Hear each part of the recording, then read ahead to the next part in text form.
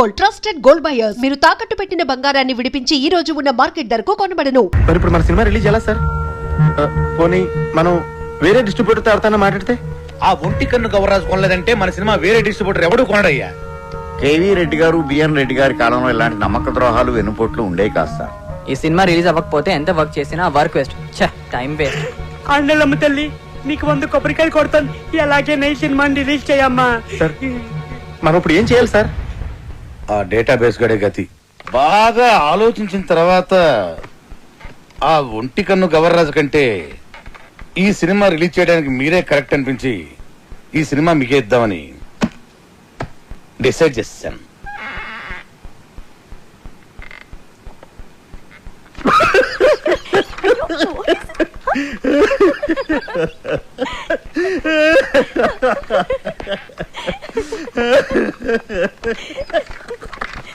ఏంటండి నవ్వుతారు?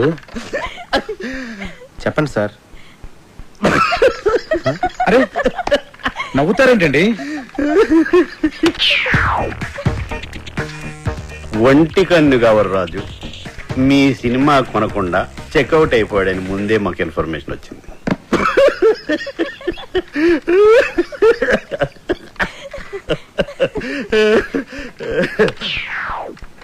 ఆయన కొన్న సినిమా మేము కొని రిలీజ్ చేయాలంటే స్టేట్ లో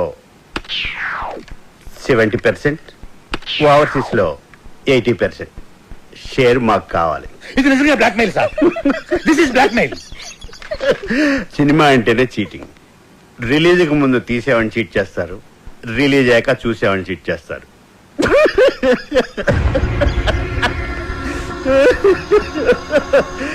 సరే, అది పక్కన పెట్టండి. మేం తప్ప మీ సినిమాని ఎవ్వరూ రిలీజ్ చేయలేము. మా బోర్డ్ ఆఫ్ డైరెక్టర్స్ వచ్చి మీ సినిమాని ఫ్రీగా ఇస్తేనే రిలీజ్ చేస్తామని ఓ మాట చెప్పకముందే మీరు డెసిషన్కి వచ్చి రేట్ చెప్పండి. సార్ సంక్రాంతికి మన సినిమా రిలీజ్ అవ్వాలంటే ఏదో చెప్పండి సార్. ఒప్పుకోండి సార్, ప్లీజ్ సార్. సార్ సంక్రాంతికి రిలీజ్ చేస్తే బాగుంటుందేమో అండి. సారీ సార్, సంక్రాంతి రిలీజ్ చేయలేం. సమ్మర్ హాలిడేస్కి ఓకే. సంక్రాంతి ప్రాబ్లం ఏంటి సార్? బాబు, వై వెంకట్ కాంబినేషన్ లో వచ్చే సినిమా మీద మీ సినిమా రిలీజ్ చేయడం కంటే సంతలో నెగిటివ్ అమ్ముకోవటం బెటర్.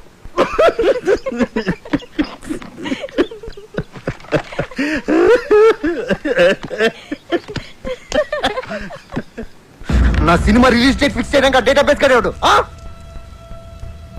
నేను ముందే చెప్పాను కదా మన సినిమా సంక్రాంతి రిలీజ్ చేయాలని. ఆడు తప్పితే మీకు వేరే డిస్ట్రిబ్యూటర్ దొరకలేదా? ఆ ఒంటి కన్ను గవర్రాజు గారిని కాదని సినిమా కొనే ధైర్యం ఈ ఏపీ స్టేట్ లోనే ఎవరికీ లేదండి. అలాగా అయితే నా సినిమా నేనే కొంటా, నేనే రిలీజ్ చేస్తాను. ఇది నా ప్రెస్టీజ్ ఇష్యూ. ఎట్టి పరిస్థితుల్లో సినిమా సంక్రాంతికి రిలీజ్ అవ్వాల్సిందే.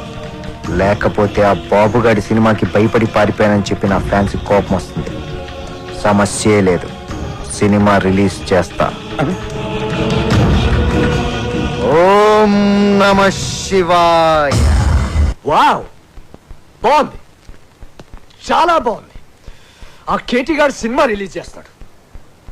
మీ డైరెక్షన్, మీ డిస్ట్రిబ్యూషన్, మీ మీడియా ఏమి పీకలేకపోయింది. ఆ సినిమా ఆపాలి. ఎలా ఎలా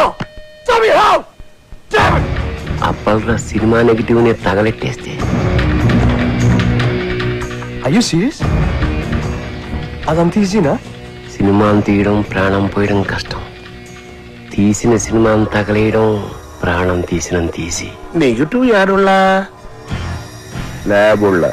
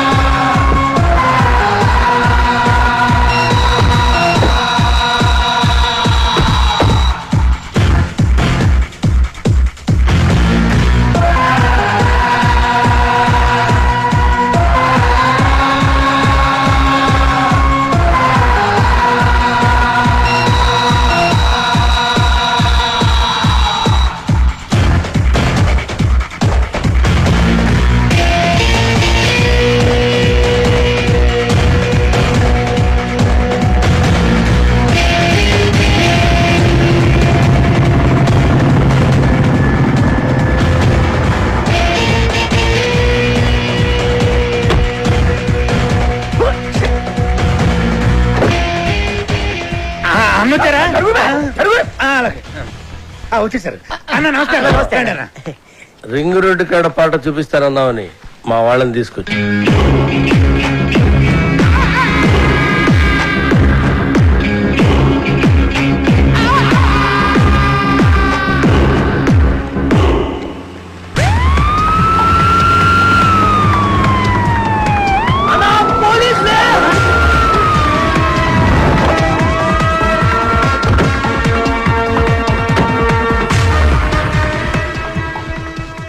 గాను అన్నా మనం ఎందుకు దాక్కున్నాం రా? నాకేమెరికనా నువ్వు దాక్కున్నావా నేను దాక్కున్నా? మీరెందుకు దాక్కున్నారా? మీరు దాక్కున్నారని మేము దాక్కున్నాం. నేనెందుకు దాక్కున్నాను రా? అదే కదా అని అడిగేది.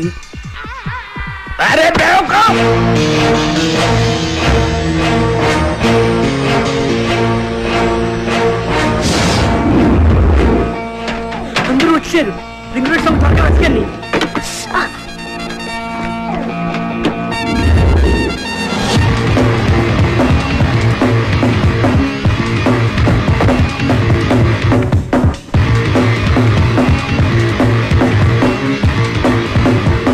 ఏంటి ఇన్స్పెక్టర్ గారు, దేని మీరు వచ్చారు?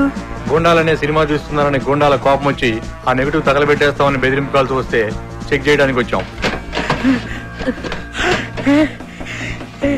రింగ్ రోడ్ సాంగ్ దొరికింది. ఆండలమ్మ తల్లి.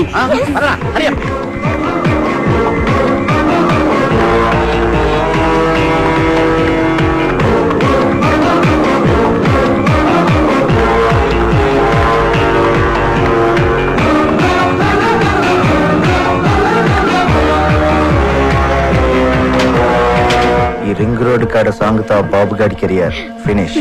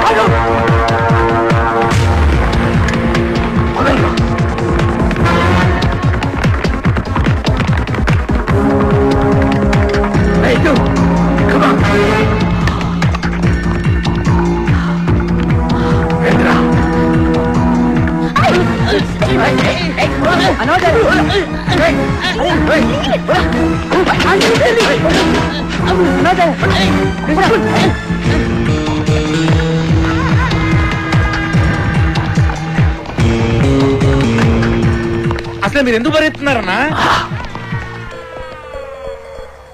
నువ్వెందుకు పరిగెడుతున్నావురా? అన్నా నాకేమెరికనా నువ్వు పరిగెత్తున్నావు నేను పరిగెత్తున్నా. మీరెందుకు పరిగెడుతున్నారా?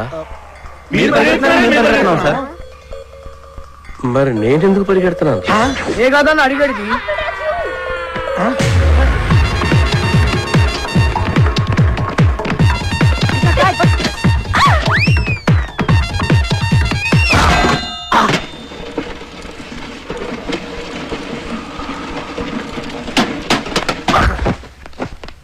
అన్నా అన్నా అన్నా అన్నా అన్నా అన్నా చచ్చిపోయిన వారు లేదన్నా చచ్చిపోయినావా అన్న బుల్లెట్ తోడు చచ్చిపోతాం అనుకుంటే డబ్బాలు ఎత్తి మీద పడి చచ్చిపోయినావా అన్న ఇట్లుండే తోడు ఎట్లా అయిపోయినావా అన్న ఎందుకురా ఏడుస్తున్నావు? నువ్వు చచ్చిపోయినావు కదా నా దగ్గర ఏడుస్తున్నానా? నేనెక్కడ చూశాను రా? అదే కదా నా అడిగేది. అల్లా అల్లా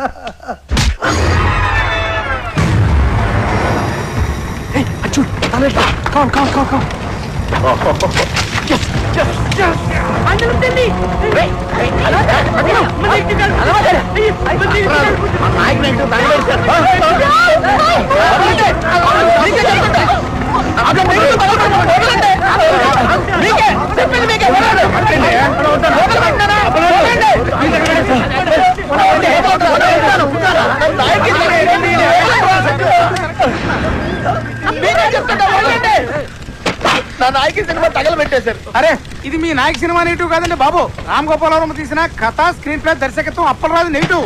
జ్ఞానం మీదేమో అప్పలరాజు రాసుంటే వాళ్ళు ఏమో కన్ఫ్యూజ్ అయిపోయి తగలెట్టేశారు ఇక్కడ.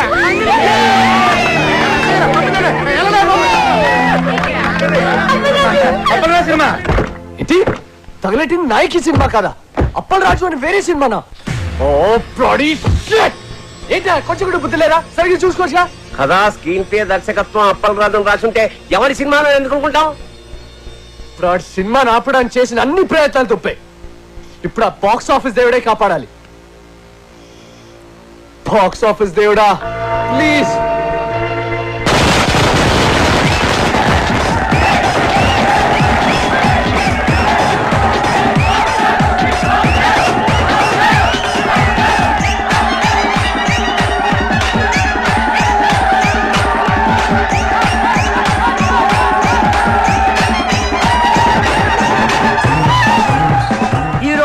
రెండు పెద్ద సినిమాలు బాక్స్ ఆఫీస్ ముందు పోటీ పడ్డాయి. అందులో ఒకటి బాబులకే బాబు అయిన బాబు గారు ప్రముఖ దర్శకుడు వై వెంకట కాంబినేషన్ లో వచ్చిన ప్రాణం తీస్తా, మరొకటి కేటీ కనిష్కల క్రేజీ కాంబినేషన్ లో కొత్త దర్శకుడు అప్పలరాజు దర్శకత్వంలో వచ్చిన నాయకి.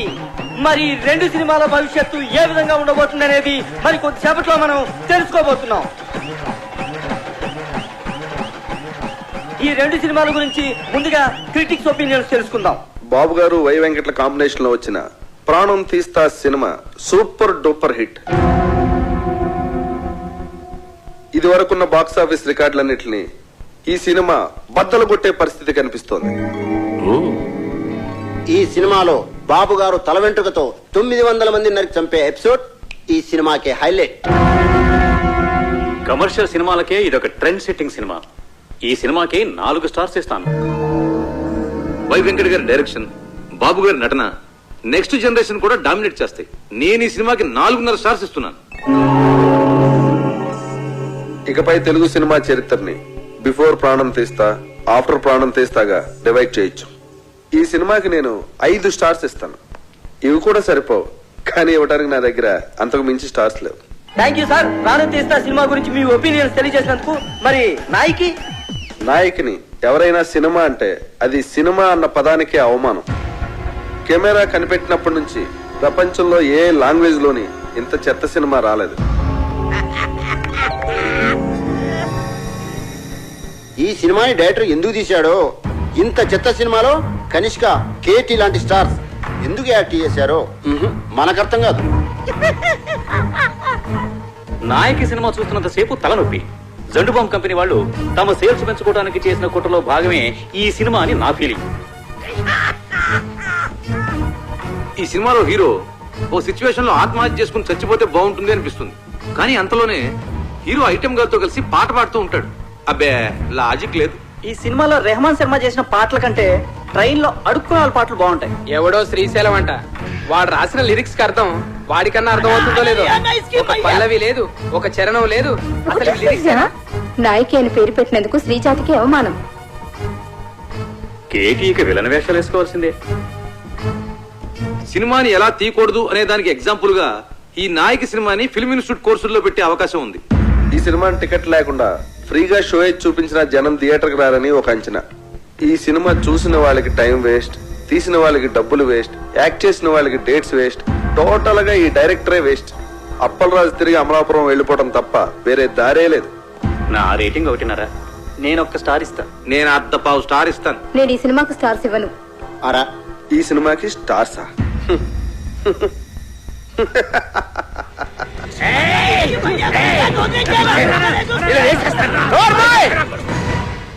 వాళ్ళు మాట్లాడిన దాంట్లో తప్పే ఉంది. నీ పాటలు వాళ్ళు చెప్పిన దానికంటే పరమ చెత్త. అన్న పాటలంతా అవరా బాట. ఏంట్రా నా పాటలే బాగలే ఉంటావురా? నాకు దిమాగ్ ఖరాబ్ అయిందంటే చంపేస్తాను నా కొడక. ఓకే, నీ ముఖానికి పాటలు కావాలరా? చెత్త చెత్త చేస్తావు నా సినిమాని. రై లే, నువ్వు నీ ముఖానికి నువ్వు హీరో. ఐటమ్ సాంగ్ వద్దురా మగడా నెత్తి నోరు కొట్టుకుని చెప్తున్నా వినకుండా పెట్టించావు. చూడు ఇప్పుడు ఏం జరిగిందో. అదిగా చెప్పరాజు. సెక్స్ సినిమాలు తీసుకునే నువ్వు నా నాయకిని కూనీ చేయడానికి పుట్టేవరా? నీకు తోగ్గాడుంటాడు ఆడెక్కడా? రాయ్ ఇలా రా. ఈడో పెద్ద క్రియేటర్లా పోజు పెట్టి అడ్డమైన సలహాలు నాకు చెప్పి నన్ను ప్రతి విషయంలోనూ కాంప్రమైజ్ చేయించి అసలు నా సినిమాలో ఏవైతే ఉండకూడదని నేను అనుకున్నానో అవన్నీ పెట్టించి అసలు నేను అనుకున్న కథ ఏంటి, తయారైన సినిమా ఏంటి? కథ విషయంలో ఏ లెట్టొద్దు అన్నాను. ట్రాజడీ సినిమాలో ఐటమ్ సాంగ్స్ వద్దు అన్నాను. హీరో సూసైడ్ చేసుకోవాలి అన్నాను. హీరోయిన్ కి మేకప్ వద్దు, మోడర్న్ కాస్ట్యూమ్స్ పనికిరావు అన్నాను. కొత్త బట్టలు కావాలని దీని అమ్మ. రాయ్, ఈ రౌడీ గాడు పాటలు రాయడం ఏంటి అన్నాను. అసలు ఆ రింగ్ టోన్ రెహమాన్ గాడు మ్యూజిక్ డైరెక్టరే కాదన్నాను. వెళ్ళా. నేను అమలాపురం రంభా థియేటర్లో సినిమా చూస్తున్నప్పుడు అసలు ఏమనుకున్నాను, ఏం చేయడానికి ఇక్కడికి వచ్చాను, మీరంతా కలిసి నాతో ఏం చేయించారు? ఎవడికి నచ్చినట్టు ఆడి మార్చేసి, ఎవడికి ఇష్టం వచ్చింది ఆడి పెట్టేసి నా నాయకిని సర్వనాశనం చేశారు. నాశనం చేశారు.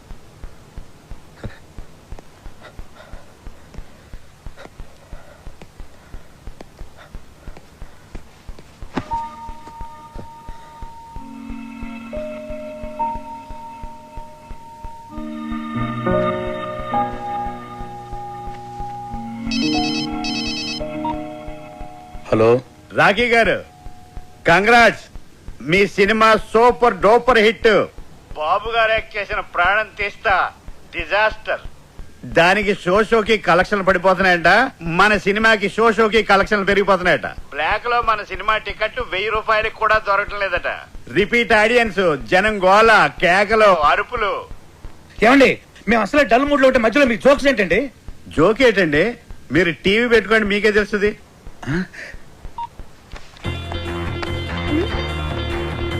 నాయకి అదిరిపోయిందనా?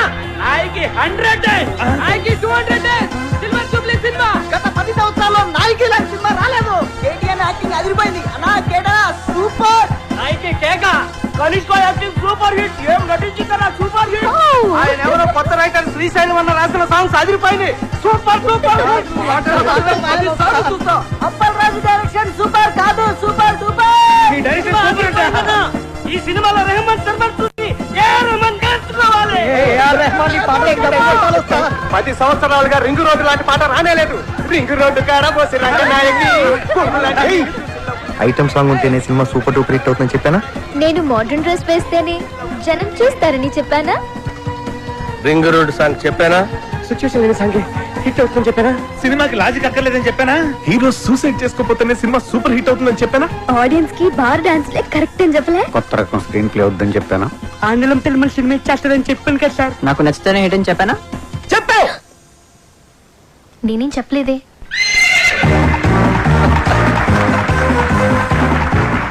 వెల్కమ్ టు గుర్రం అవార్డ్స్.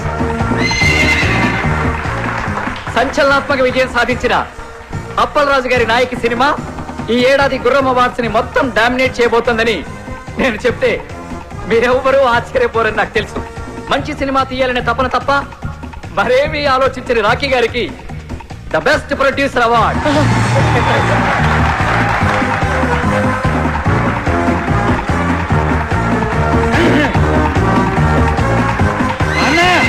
ఇది నీకోసం. Thank you. చావు పాటని పుట్టిన పిల్లాడి అరుపుతో రీమిక్స్ చేసి ఆల్ టైమ్ మ్యూజికల్ హిట్ చేసిన సంగీత బ్రహ్మ రెహమాన్ శర్మ గారికి best music award.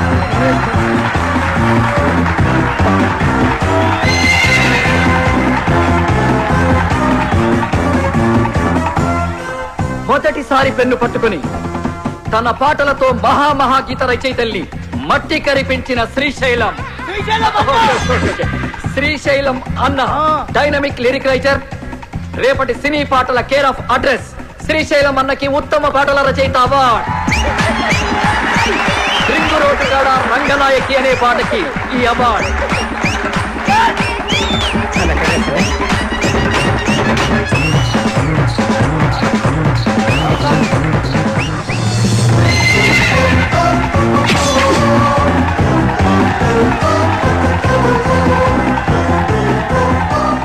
Routine steps తో విసిగిపోయిన ప్రేక్షకులకి ఓ బార్ డాన్స్ ఊపుతో కొరియోగ్రఫీ చేసి డాన్స్ లో కొత్త ట్రెండ్ ని క్రియేట్ చేసిన మన సరళక్కకి బెస్ట్ కొరియోగ్రాఫర్ అవార్డ్.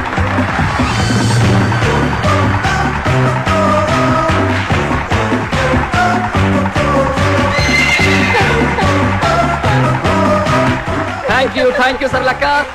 తన క్రియేటివ్ థాట్స్ తో బ్రిలియంట్ ఆలోచనలతో కథకి ప్రాణం పోసి క్రియేటివిటీ అనే మాటకి కొత్త అర్థం చెప్పిన creative genius, creative head Pushpanand గారికి స్పెషల్ జ్యూరీ అవార్డ్.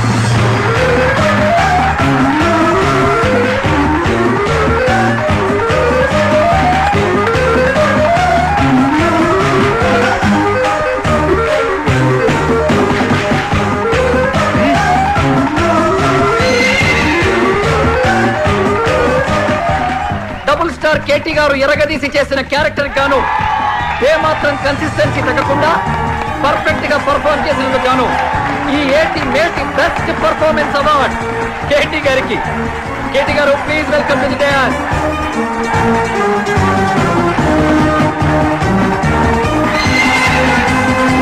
కేవలం గ్లామరే కాదు, అద్భుతమైన పర్ఫార్మెన్స్ కూడా చేయగలను అని నిరూపించుకున్న బెస్ట్ హీరోయిన్ కనిష్క గారికి బెస్ట్ హీరోయిన్.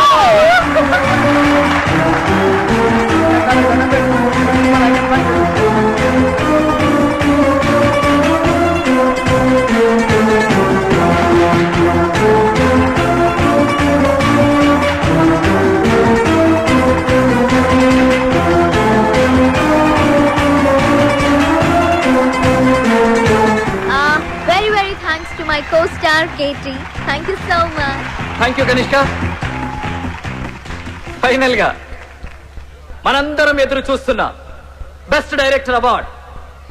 సినిమా స్టార్ట్ అయినప్పటి నుంచి చివరి వరకు కడుపు పనవ్విన ఆడియన్స్ సాక్షిగా సినీ చరిత్రలోనే ఆల్ టైమ్ బెస్ట్ కామెడీ చిత్రాన్ని అందించిన సంచలన దర్శకులు అప్పల్ రాజు గారికి all time best comedy director award.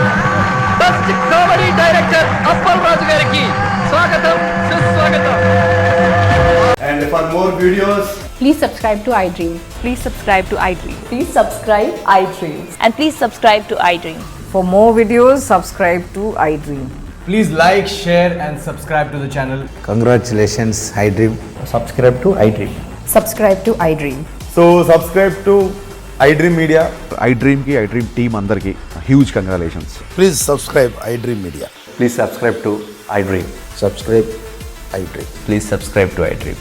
iDream అంటే నా కళల ఛానల్ సబ్స్క్రైబ్ చేసుకున్న నోరు తిరుగుతలేదు, మీరైతే గంట గుర్తు కొట్టండి. For more such videos, please subscribe to iDream.